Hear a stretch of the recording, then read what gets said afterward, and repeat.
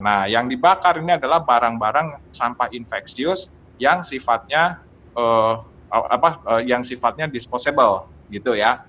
Nah, kalau disinfeksi itu bukan pemusnahan. Yang dimusnahkan bukan barangnya kalau disinfektan itu. Yang dimusnahkan itu adalah virusnya, bakterinya.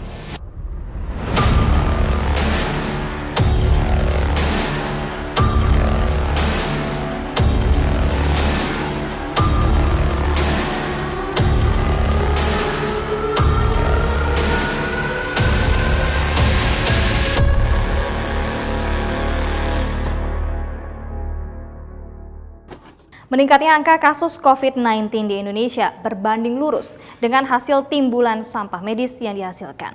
Lalu bagaimanakah dengan upaya penanganannya?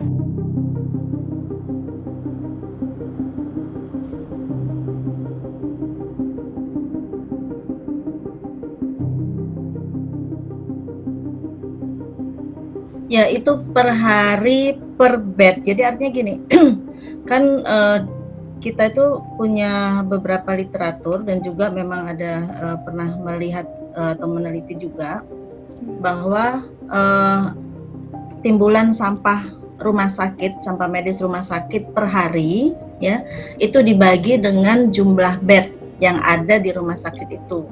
Nah, sehingga kita bisa menemukan rata-rata per bed berapa. Nah, jadi di sini tidak bergantung kepada jumlah pasien, tetapi kepada jumlah bed, supaya lebih mudah, karena pasien itu kan keluar masuk ya. Nah, jadi kita lebih mudah menghitung rata-rata timbulan per hari, kemudian dibagi dengan jumlah bed. Limbah medis sendiri terdiri dari 3 jenis, yakni limbah infeksius, limbah non-infeksius, dan juga limbah kimia. Masing-masing dari jenis limbah ini memiliki prosedur penanganannya masing-masing.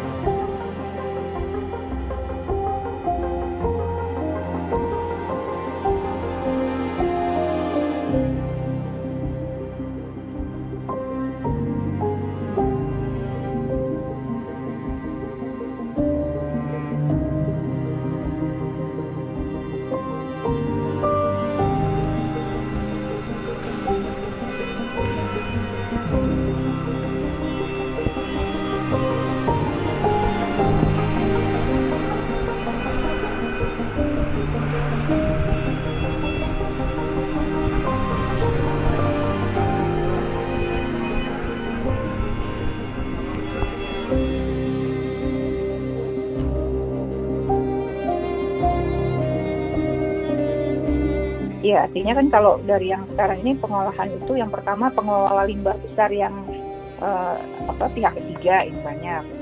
Selama ini pihak ketiga. Pihak ketiga yang besar kapasitasnya itu yang pihak ketiga, karena kalau rumah sakit paling besar kan 1000 kilo paling bisa incineratornya. Rata-rata dari 300 kilo sampai 1000 kilo lah yang bisa dibuang sama yang bisa diolah sama rumah sakit. Kalau yang besar-besar itu biasanya di pihak ketiga. Ya, saat ini sih datanya itu antara 12 sampai 14 nih yang sudah punya izin mengolah limbah itu. 12 dari sampai 14. 12 sampai 14 ini yang dari incinerator rumah sakit yang terdata di Kementerian Kesehatan ada 82 yang aktif. Artinya izinnya ada ya. Bukan 85 ya, Bu? Kalau yang ini mungkin data saya kemarin ini tanggal 10 ya. Tanggal 10 April. Ya, kita jemput di sini nih, generatornya, yang kan Tapi terpusat di sini berarti ya? ya, itu kan kelihatan tuh akan 1, 2, 3, 4. Nah, sedangkan limbah yang berasal dari petugas tadi, baik para medis ataupun cleaning service, itu selesai mereka melalui proses dekontaminasi, itu baru kita kumpulkan di kantong kuning juga, kemudian dibakar dengan menggunakan insenerator. Pelaksanaannya itu dilakukan pada malam hari, karena kan untuk menyalakan kita punya 4 mobil insenerator yang disupport dari BPOM.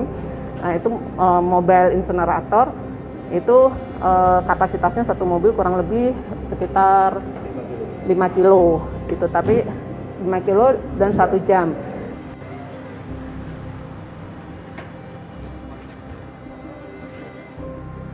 Mana rannya? Tuh. Kan mereka ada di dekon. Yang air dekonnya sendiri prosesnya, nanti bisa perjelas di situ.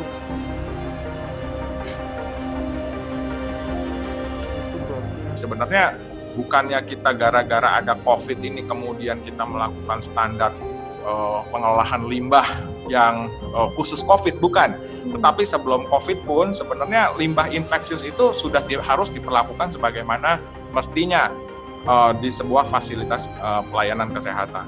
Apabila ada suatu instalasi yang tadinya bukan pelayanan kesehatan, namun dalam kondisi tertentu ya, misalnya seperti Wisma Atlet seperti itu, menjadi suatu instalasi kesehatan, ya pengolahan limbahnya juga harus berdasarkan standarisasi sesuai dengan yang berlaku di pelayanan kesehatan pada umumnya.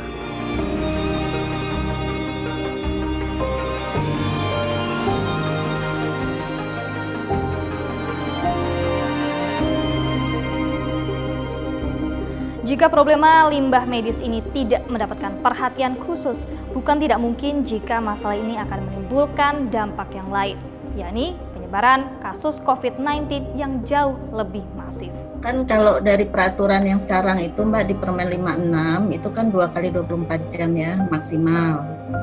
Tetapi memang di era COVID ini yang saya sampaikan itu mengingat volume tentunya akan sangat lebih baik kalau bisa 1 kali 24 jam itu diangkat dan diolah.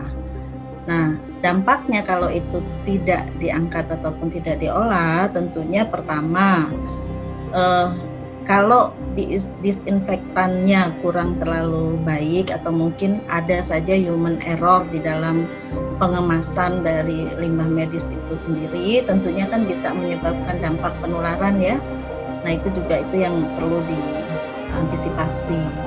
Nah sehingga dalam hal ini sangat baik kalau bisa dipikirkan 1 kali 24 jam.